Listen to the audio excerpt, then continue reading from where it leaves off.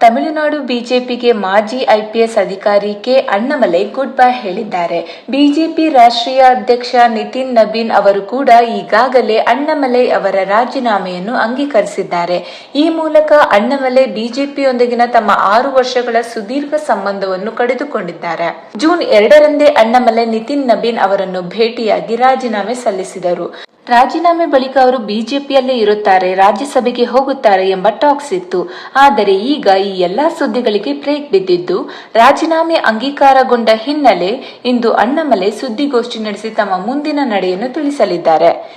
ಎಐಎಡಿಎಂಕೆ ಪಕ್ಷವನ್ನು ಎನ್ಡಿಎ ಮೈತ್ರಿಕೂಟಕ್ಕೆ ಸೇರಿಸಿಕೊಂಡ ನಂತರ ಅಣ್ಣಾಮಲೈ ಅವರನ್ನು ಬಿಜೆಪಿ ಹೈಕಮಾಂಡ್ ನಿರ್ಲಕ್ಷ್ಯ ಮಾಡುತ್ತಿದೆ ಎಂಬ ಮಾತುಗಳು ಕೇಳಿಬಂದವು. ಅಲ್ಲದೆ ತಮ್ಮ ಪಕ್ಷದಲ್ಲಿನ ಕೆಲ ನಿರ್ಧಾರಗಳ ಬಗ್ಗೆ ಅಣ್ಣಾಮಲೈ ಅವರಿಗೆ ಬೇಸರ ಕೂಡ ಇತ್ತು. ಈ ಹಿಂದೆ ಅವರು ತಮಿಳುನಾಡು ವಿಧಾನಸಭಾ ಚುನಾವಣೆಯ ಉಸ್ತುವಾರಿ ಸ್ಥಾನ ಹಾಗೂ ತಮಿಳುನಾಡು ರಾಜ್ಯ ಬಿಜೆಪಿ ಅಧ್ಯಕ್ಷ ಸ್ಥಾನಗಳಿಗೂ ರಾಜೀನಾಮೆ ನೀಡಿದ್ದರು. ಇದೀಗ ಅಣ್ಣಾಮಲೈ ಅವರು ಬಿಜೆಪಿಯಿಂದಾನೇ ಹೊರಬಂದಿದ್ದು, ತಮಿಳುನಾಡಿನಲ್ಲಿ ಸ್ವತಂತ್ರವಾಗಿ ಮಕ್ಕಳ್ ಶಕ್ತಿ ಇಯಕ್ಕಂ ಎಂಬ ಹೊಸ ಸಂಘಟನೆಯನ್ನು ಆರಂಭಿಸಲು ನಿರ್ಧರಿಸಿದ್ದಾರೆ ಎಂಬುದರ ಬಗ್ಗೆ ಮಾಹಿತಿ ಲಭ್ಯವಾಗಿದೆ.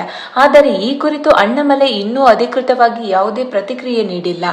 ಇನ್ನು 2021ರಿಂದ 2025ರವರೆಗೆ ತಮಿಳುನಾಡು ಬಿಜೆಪಿ ಅಧ್ಯಕ್ಷರಾಗಿದ್ದ ಅಣ್ಣಾಮಲೈ ತಮಿಳುನಾಡಿನಲ್ಲಿ ಬಿಜೆಪಿ ಬೆಳವಣಿಗೆಗೆ ಪ್ರಮುಖ ಕಾರಣರಾಗಿದ್ದರು. ಆದ್ರೀಗ ಇವರು ಬಿಜೆಪಿಗೆ ರಾಜೀನಾಮೆ ನೀಡಿರುವುದರಿಂದ ತಮಿಳುನಾಡು ಬಿಜೆಪಿಗೆ ಹಿನ್ನಡೆಯೇ ಎಂಬ ಚರ್ಚೆ ನಡೆಯುತ್ತಿದೆ.